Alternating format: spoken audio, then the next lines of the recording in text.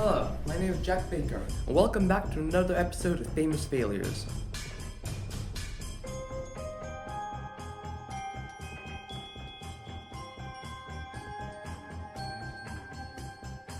In this episode, we'll be exploring the history of the formerly reputed restaurant Benny's Burger Bar and the scandal that brought upon its downfall. Warning, squeamish people may want to leave the show now, as this episode is not for the faint of heart. Without further ado, I bring to you Benny's Burger Barn.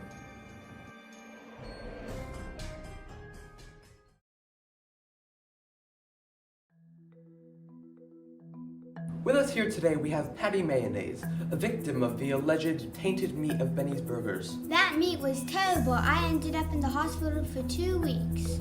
After all these years, how do you feel now? I don't touch meat, I don't eat meat, I don't look at meat, I don't smell meat. I don't go to fast food restaurants anymore. Not that there was real meat in the patties. God knows what they put in those things. I am here in the original Benny's Burger Barn kitchen, which has been long since abandoned due to the company's bankruptcy. And while I'm here, I cannot help but feel disgusted at the state of the appliances of this kitchen. This grill has got completely unclean and unwashed mice on the floors, crawling around my feet. Unused containers of burgers. Here with me today, I have the original head chef of Benny's Burger Barn. Please, sir, give us your stats.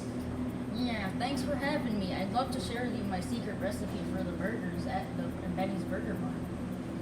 Interesting. Would you mind elaborating a little bit? Yeah, sure. So basically, you start out with about a quarter cup of ground rat meat. It's important that it's rat meat because it has a lot of tanginess to it, which gives like an extra punch to it. And then you add some salt, pepper, and for the deluxe burger, sometimes we added some horse meat into it if we really felt like it was going to be fancy.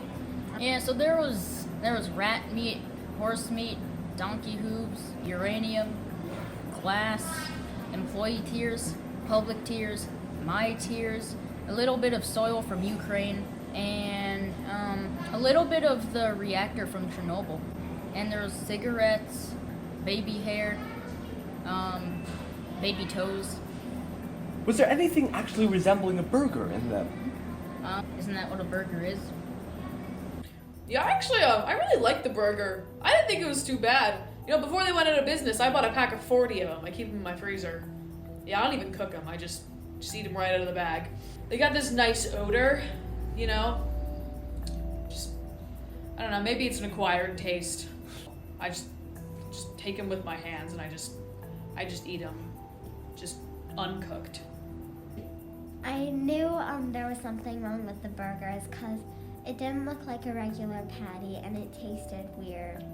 It tasted like cigarette smoke and tears. With me today, I have Giuseppe Alexander, one of the founders of the now defunct Benny's Burger Barn. Tell me, Giuseppe, how did you get into the burger business? My business was great. I made the concept. I came up with the concept. And then I just needed the people to help me serve the food and stuff. But then my business was stolen and plummeted.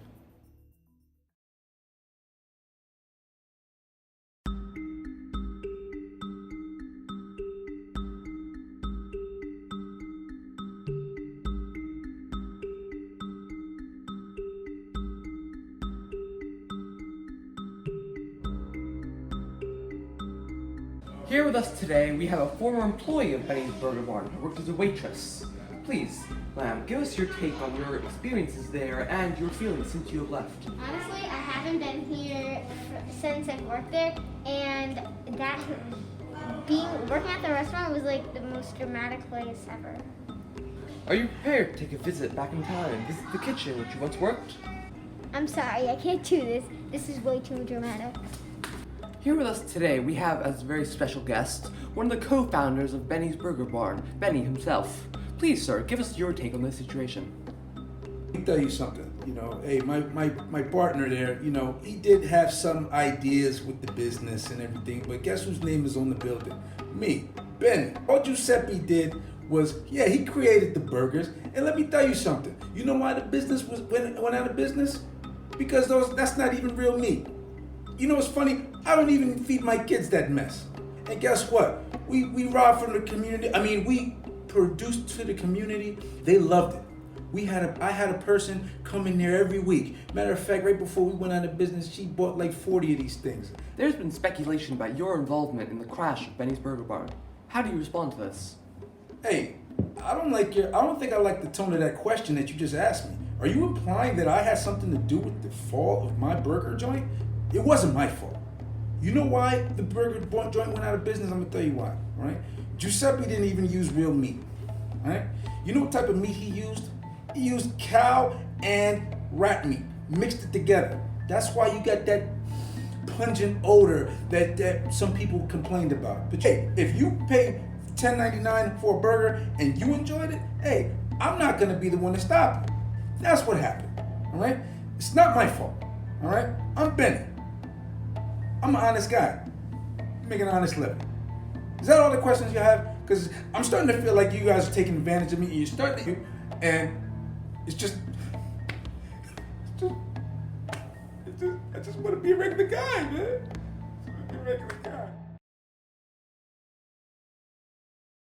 So what do you want to eat? What do you recommend? Well, I really wouldn't eat anything. I'm just here because I got kids to feed and need some money. Can't stand this job. Hey, come to my office now.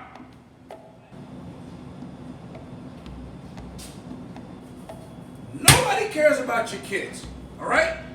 You're supposed to do it Benny's way. Benny's way is you come with a smile. We're gonna have to let you go. I don't care. I quit anyway. Nobody quits on me. You're fired. Don't come back in here.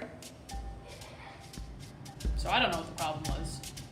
Maybe it's everybody else's problem that they went out of business. But some of us liked them.